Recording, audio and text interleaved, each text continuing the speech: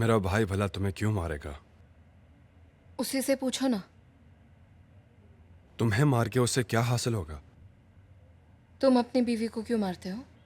मैंने नहीं मारा। बेहतर होगा मेरे मामले में तुम टांग ना अड़ाओ। हाँ, वो बड़े सनग्लासेस ऐसे ही पहनती है। क्या तुम दोनों की लड़ाई हुई थी? क्या कोई बड़ी बहस हुई थी? बिना वजह तो वो किसी को नहीं मारेगा ना। पता नहीं, प्यार करता है शायद इसलिए। बिल्कुल प्यार करता है। उसके प्यार पर शक है तुम्हें? क्या फर्क पड़ता है उससे? तुम भी तो रुया से प्यार करते हो। देखो, मैंने बोला था ना, मेरे मामले में मत पड़ो। बेवजह रुया को बीच में मत लाओ। ये मामला मेरे भाई का है। तुम्हारा भाई बीमार है, तुम सब जानते हो। तुम्हारे डैड जानते हैं, मॉम जानती है, सबको तारिक की हालत के बारे में पता है। बहुत हुआ। चलो, चलकर तुम्हारे भाई को ढूंढते हैं। बैठ जाओ। चलो। बैठो एमएल। हमें उसे ढूंढना होगा। मैंने कहा ना चलो। बैठ जाओ, समझ नहीं आता? हाँ? मैंने अपनी बीवी को आज तक छुआ तक नहीं है, मारना बहुत दूर की बात है।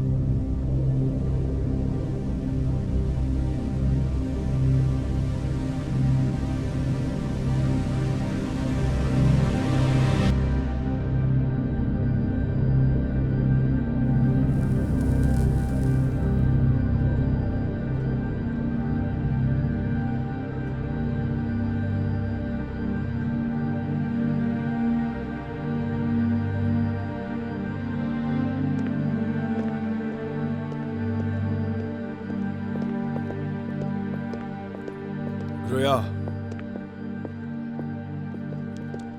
रोया रुको। रोया, यहाँ क्या कर रहे हो तुम? मेरा पीछा कर रहे थे ना? चाहते क्या हो तुम मुझसे?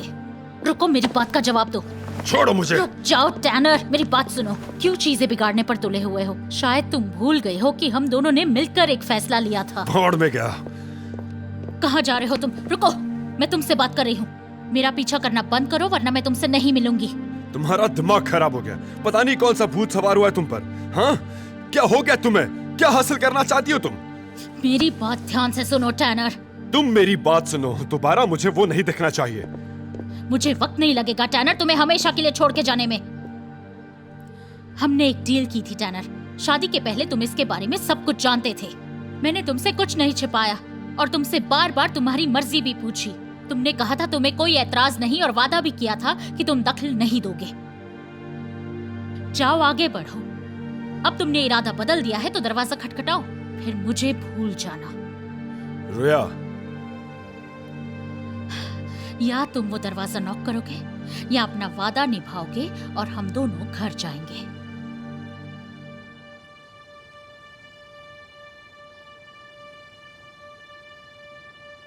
ये फैसला तुम्हें ही करना है टैनर।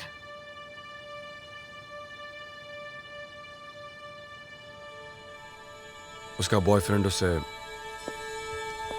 मारता है, हाथ उठाता है, और ये बात और कोई नहीं जानता। कोई भी नहीं। हमने ये सीक्रेट रखा।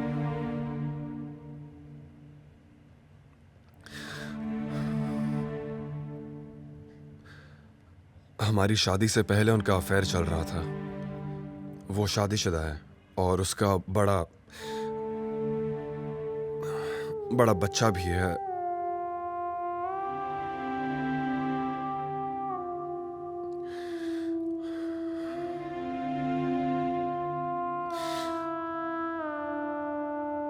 उनका मिलना अब भी बरकरार है। हर मुलाकात के बाद लगता है जैसे शायद अब सब खत्म होगा। खुशी होती थी,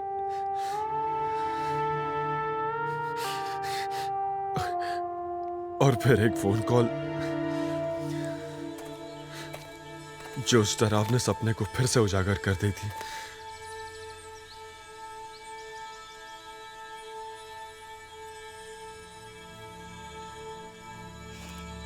ओके।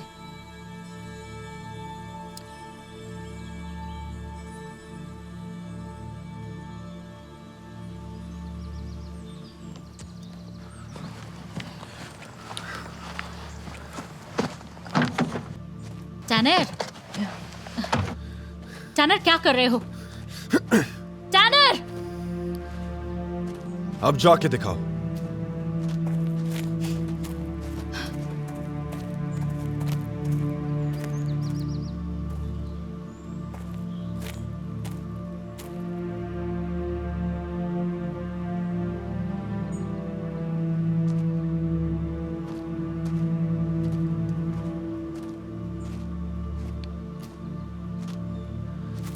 रोया, रोया, मुझसे बात मत करो। प्लीज मेरी बात सुनो रोया। चले जाओ यहाँ से। अब तो ये सब खत्म करो। उसे मेरी जरूरत है। मैंने तुमसे कहा था ना कि रात होने से पहले मुझे पहुंचना है, पर तुम्हें तो बस अपनी चलानी है। हम आराम से घर लौट सकते थे, है ना? लेकिन तुम्हें सुकून पसंद नहीं है। तुम उसके पास जाओगी और उसके बाद मैं वहां से घर जाऊंगा और मुझे सुकून मिलेगा। तुम आखिर चाहती क्या हो? तुम मेरी हो या उसकी बीवी? घूम फिर कर फिर वही बात। कब तक दोहराओगे ये सब? हाँ, क्या चाहते हो तुम? तंग आ चुकी हूँ मैं। आखिर तुमने मुझसे शादी की ही क्यों? क्या मैंने कभी भी तुमसे सच छुपाया था? बताओ मुझे, बोलो ना। मैंने पहले ही कहा था कि मुझसे दूर रहो। मेरे साथ रहना तुम्हारे लिए सही नहीं है, पर तुमने मेरी नहीं सुनी।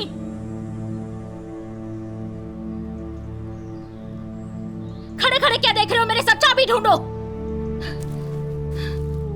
टैनर, मैंने कहा चाबी ढूंढने में मेरी मदद करो।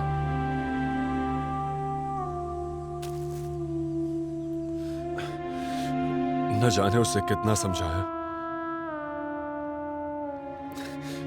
हर तरीका अपना लिया, पर कोई फायदा नहीं। मेरे आंसुओं से भी वो नहीं पिघली।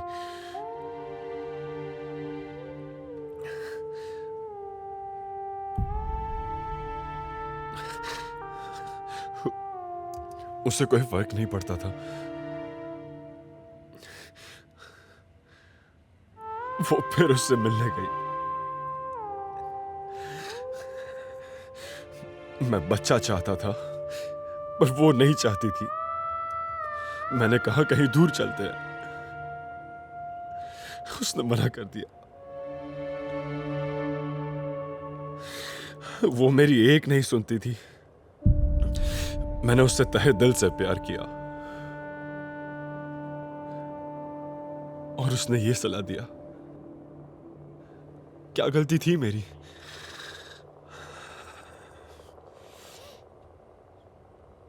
तो इसलिए उसने मुझसे कभी बात नहीं की। कई बार मैंने उसको चोटों के बारे में पूछा, पर हर बार वो बात टाल देती थी। मानता हूं मेरा भाई बीमार है। मेरे मॉम डैड, उनके लिए आसान नहीं था दुनिया से कहना कि उनका बेटा थोड़ा पागल है। वो अपनी जगह गलत नहीं है और तुम भी अपनी जगह सही हो। काफी कुछ सहा है तुमने भी, लेकिन शादियों की जिम्मेदारी शायद वो संभाल नहीं पाया। आर्मी की नौकरी में भी उसकी यही हालत थी। वो अचानक से उसकी सेहत बिगड़ गई। उसके एक कमांडिंग ऑफिसर का रवैया उसके लिए बहुत ही बुरा था, जिसका उसके दिमाग पर बहुत बुरा असर पड़ा। इसीलिए उसे वहां से डिस्चार्ज कर दिया गया। मेरे ऑफिस में भी ऐसा ही हुआ। थोड़ा भी प्रेशर वाला काम उसका दिमाग हिला देता था, पर हमेशा ऐसा करना मुमकिन नहीं। मैंने कभी उस पर प्रेशर नहीं डाला, कभी भी नहीं, एक बार भी नहीं। आपको कभी ना कभी तो जिम्मेदारियों का सामना करना ही पड़ेगा। मेरे मॉम डैड से पूछना कभी, वो बताएंगे कि जो हो सकता था वो सब उन्होंने तारिक के लिए किया। कई बार चीजें हाथ में नहीं होती और तुमसे बहुत प्यार करता है। ये सच है एमिल, तुम्हें वो कभी चोट नहीं पहुंचा सकता। हम उससे बात करते थे, लेकिन वो अपनी ही अलग दुनिया में होता था। उसको कोई काम दो तो वो पजल्ड हो जाता था। जब हम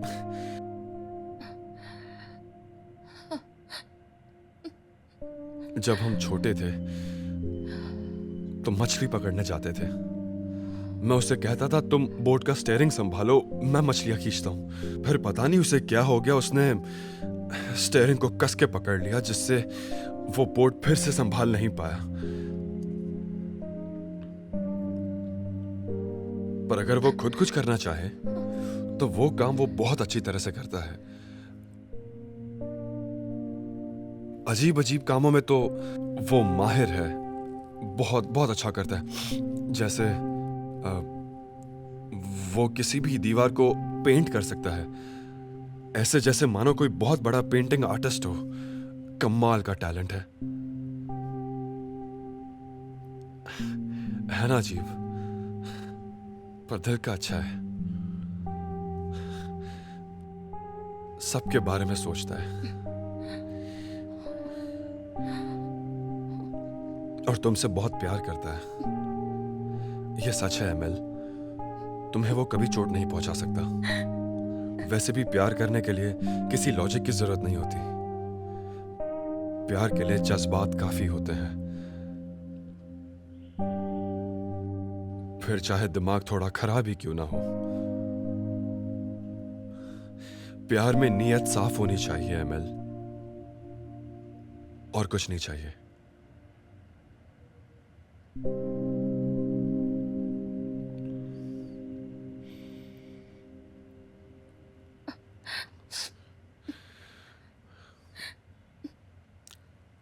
तुम ठीक हो?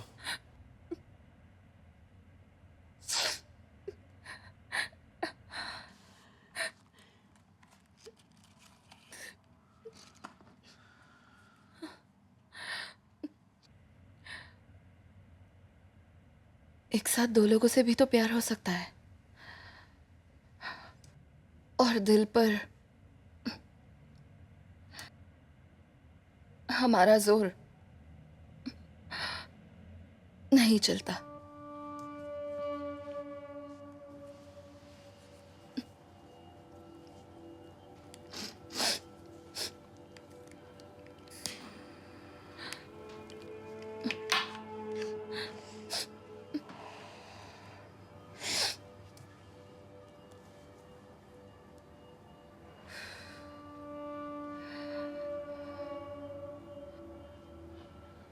मैं किसी को पसंद करती हूँ।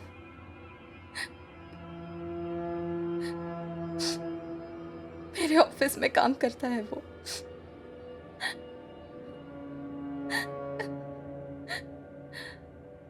ये उसी का टेप रिकॉर्डर है।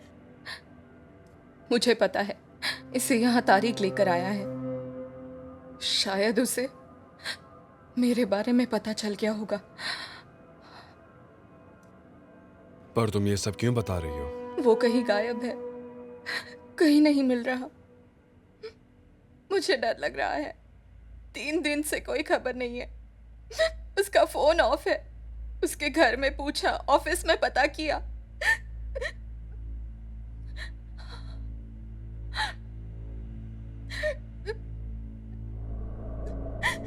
पब्लिशिंग हाउस में भी फोन किया मैंने। वो राइटर है, नॉवेल्स लिखता है। किसी को कुछ नहीं पता। फिर मैं यहाँ घर आई। तारिक यहाँ पर मौजूद था, अच्छे मूड में लग रहा था। फिर मुझे ये रिकॉर्डर दिखा। तारिक के अलावा यहाँ कौन आ सकता है? मैं समझ गई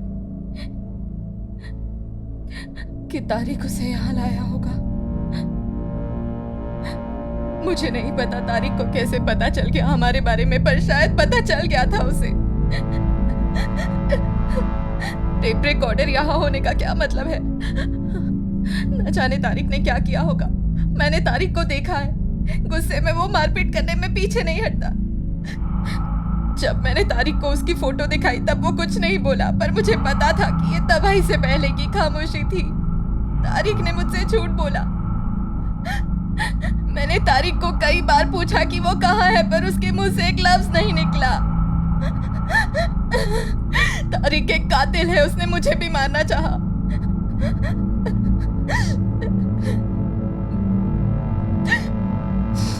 मैं तारिक को उसके किए की सजा दिलवा कर रहूंगी।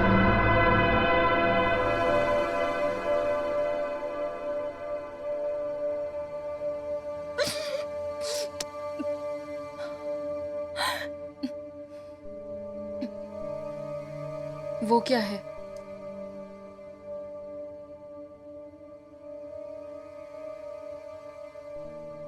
किसका है ये? मेरा। तुम्हारा? हाँ। पर ये तो किसी लड़की का लगता है, लेकिन अच्छा है।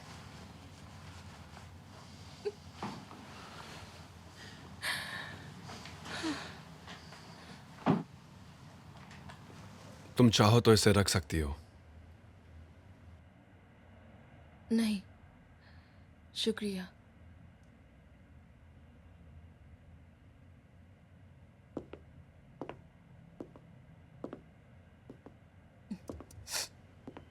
चलो चले।